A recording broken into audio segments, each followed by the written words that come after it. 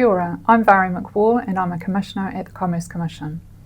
Today we've released our draft decision on the revenue limits and quality standards for gas pipeline infrastructure businesses.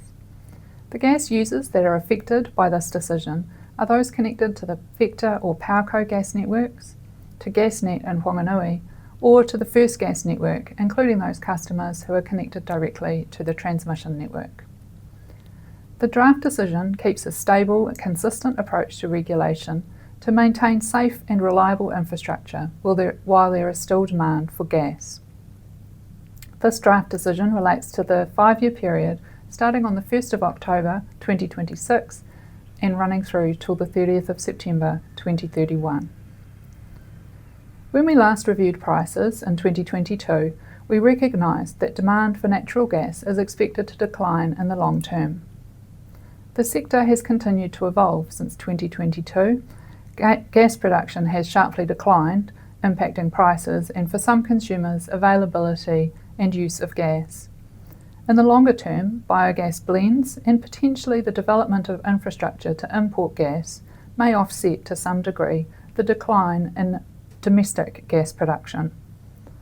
While the price and availability of gas may prompt large users to make switching decisions, we expect smaller users to continue to use gas and for gas use to continue for at least 20 years. This means that investment in gas networks will need to continue in order to provide safe and reliable services over this horizon. Our draft decision allows a moderate increase in revenue. We have allowed expenditure to enable pipeline businesses to maintain services currently delivered and have retained the current quality standards. Consistent with the business's own forecasts of declining numbers of connections and decreasing gas volumes in the next 5 years, we have not allowed any capital expenditure for growth or network expansion. However, for local gas networks, revenue limits will increase or decrease if actual demand is higher or lower than expected demand. Gas businesses have made significant investments in their pipeline networks. A decline in gas use means that the physical life of these assets may exceed the time period over which they are in use. This is called their economic life. The final price quality path we set in 2022 reflected that the remaining life of natural gas pipelines in New Zealand was likely to be shorter than previously expected. We considered a range of future scenarios for the sector, including the risk of whole or partial closure of the networks, alongside the impact on households and other users of natural gas. In revisiting our analysis, we consider that while some risks have materialised more quickly than expected, others have abated. Therefore, the 2 scenarios we used in 2022 for a wind down in 2050 or 2060 remain reasonable. The effect of this is to bring forward some depreciation cost to recognise the shorter expected life of the infrastructure. This is consistent with the views we expressed in 2022 when we last reset prices. Given the expected increase in customers disconnecting from the gas networks, we expect disconnections will become a focus over this regulatory period. We have not specifically considered disconnection issues in the past, such as the costs and related processes. This is because the gas networks have been growing and we've not seen large numbers of disconnections. We consider that the first step is to collect information on disconnections and monitor customer outcomes.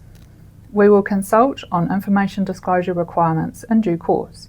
This will increase transparency about how disconnections are being carried out and help inform us and stakeholders on whether quality standards should be set in future.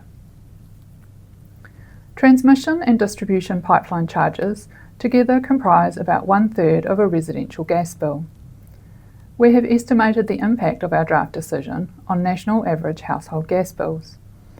The actual impact will depend on pricing decisions made by pipeline businesses and gas retailers, and for individual consumers on their specific circumstances.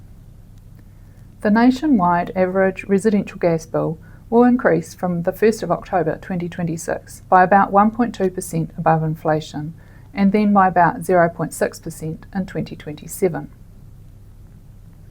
For most of the pipeline businesses, our draft decision results in only a modest increase in real prices in the first year of the regulatory period.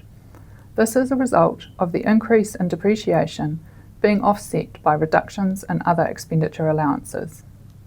For consumers on Vector's Auckland network, it's a little different. Vector has already reduced its expenditure in recent years. This means that Auckland customers' prices are currently relatively low and that the accelerated depreciation costs will flow through to Vector consumers' prices more than other pipeline business consumers, as there's less ability to cut other expenditure to offset this. We've spread the adjustment over 2 years to ease the impact on consumers.